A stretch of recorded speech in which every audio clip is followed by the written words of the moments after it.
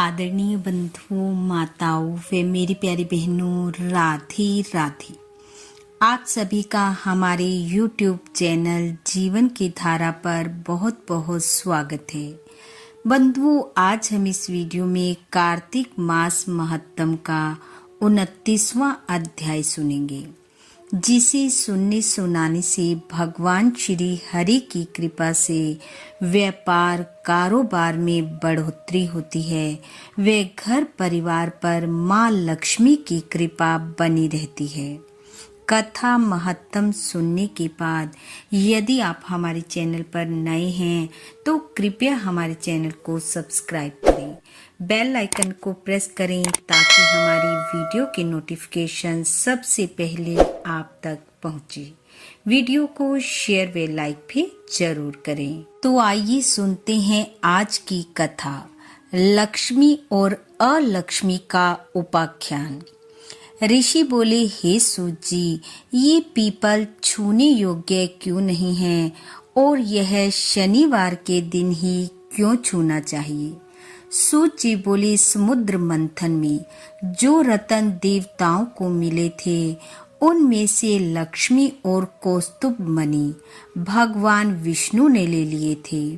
जब भगवान विष्णु ने लक्ष्मी जी को भारे स्वीकार किया तभी लक्ष्मी ने भगवान से प्रार्थना कर कहा, हे प्रभु, आप मुझ छोटी के साथ विवाह कैसे करते हो? इससे पहले हे मधुसूदन, मेरी बड़ी बहन अलक्ष्मी का विवाह करके मेरे संग विवाह करो, यही सनातन धर्म है। सूत जी बोले, भगवान विष्णु ने लक्ष्मी की इस बात को सुनकर तपस्वी उदालक मुनि को अपने अनुरोध से अलक्ष्मी को दे दिया।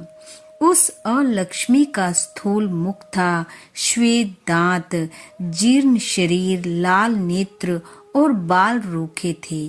धर्मज्ञ उदालक मुनि भगवान विष्णु के अनुरोध से उसको अंगीकार कर वेद ध्वनि के साथ अपने आश्रम पर ले गए। अलक्ष्मी होम से सुगंधित धुआं और वेद ध्वनि जहाँ हो रही है, ऐसे आश्रम को देखकर दुखी हो क्रोध कर बोली, हे ब्राह्मण, यहाँ पर वेद ध्वनि हो रही है, यह स्थान मेरे योग्य नहीं है, मैं यहाँ नहीं रहूंगी, मुझको दूसरी जगह ले चलो। उदालक मुनि बोले, हे कांते, तुम यहाँ क्यों नहीं रहोगी? सो बताओ, तुम्हारे योग्य और कौन सा स्थान है? अलक्ष्मी बोली, जहाँ वेद ध्वनि होती हो और अभ्यागतों का सत्कार होता हो, यज्ञ दान आदि कार्य होते हों, मैं वहाँ नहीं रहती। जहाँ स्त्री पुरुष में प्रेम हो, पितृ तथा देवताओं का पूजन होता हो, मैं वहाँ कदापि नहीं बसती। जहाँ उद्यमी नीति में कुशल, धर्मात्मा, प्रिय बोलने वाला, गुरु की पूजा करने वाला रहता हो, वहाँ मेरा निवास कभी नहीं हो सकता।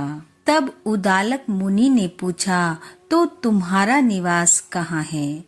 तब अलक्ष्मी कहने लगी, दिन रात जहाँ स्त्री पुरुष आपस में लड़ते हों, अभ्यागतों का जहाँ सत्कार ना होता हो, वह स्थान मुझे प्यारा है। जहाँ वृद्ध सज्जन और मित्रों का अपमान होता हो, जहाँ कठोर भाषण बोला जाता हो, वहाँ मैं नित्य निवास करती हूँ। जहाँ खोटा आचरण करते हैं, पराया धन चुराने वाले हों, पराई स्त्री से प्रीति करने वाले हों, वह स्थान मुझे बहुत प्यारा है। जहाँ गोवध, मदिरा पान और ब्रह्म हत्या आदि पाप होते हों, मैं उस स्थान में रहती हूँ। सूत जी बोले, इस प्रकार अलक्ष्मी के वचनों को सुनकर उदास मुख होकर उदालक बोले, हे ज्येष्ठा, जब तक मैं तुम्हारे निवास के लिए योग्य स्थान देखकर ना लौटूं, तब तक तुम इसी पीपल के वृक्ष के नीचे रहो। सूत जी कहने लगे, इस प्रकार अलक्ष्मी को बिठाकर उदालक चल दिए। वह बहुत देर तक उनकी बाट देखती रही। जब पति को लौटते ना देखा तो स्वामी के त्याग के भय से दुखी होकर विलाप करने लगी। उसके विलाप को बैकुंठ में लक्ष्मी जी ने सुना। तब लक्ष्मी जी ने व्याकुल होकर भगवान विष्णु से निवेदन किया, हे स्वामी, मेरी बड़ी बहन पति के त्याग से बड़ी दुखी है। हे कृपालु, यदि मैं आपको प्यारी हूँ तो आप उसको जाकर समझाओ। सूत जी बोले, तब भगवान लक्ष्मी सहित वहां पधारे और उस अलक्ष्मी को समझाते हुए बोले, हे अलक्ष्मी, पीपल की जड़ का सहारा लेकर तुम सदा यहाँ पर रहो। यह मेरे अंश से उत्पन्न है, इसलिए मैंने तुमको यह स्थान दिया है जहाँ पूरा वर्ष तुम्हारा पूजन होगा और उनके ही घर में तुम्हारी छोटी बहन लक्ष्मी रहेगी तथा स्त्रियां तुमको भी अनेक प्रकार की भेंट देकर पूजन करेंगी। पुष्प धूप दीप से जो तुम्हारा पूजन करेगा उन पर लक्ष्मी प्रसन्न रहेंगी। सूत जी बोले, यह मैंने कृष्ण और सत्यभामा तथा नारद और राजा पृथु का संवाद वर्णन किया है। अब और भी जो पूछो मैं वह कहूँ। यह सुनकर ऋषि मंद मंद मुस्कुराने लगे। वे आपस में कुछ नहीं बोले और सब शांत चित्त होकर बद्रिका आश्रम के दर्शन के लिए चले गए। इस प्रकार जो भी श्रद्धा पूर्वक लक्ष्मी और अलक्ष्मी के इस उपाख्यान को पढ़ता सुनता व दूसरों को सुनाता है, उस पर माँ लक्ष्मी की कृपा सदैव बनी रहती है। बोलो विष्णु भगवान की जय।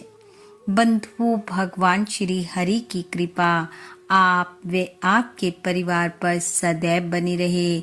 आपका घर आंगन खुशियों से महकता रहे।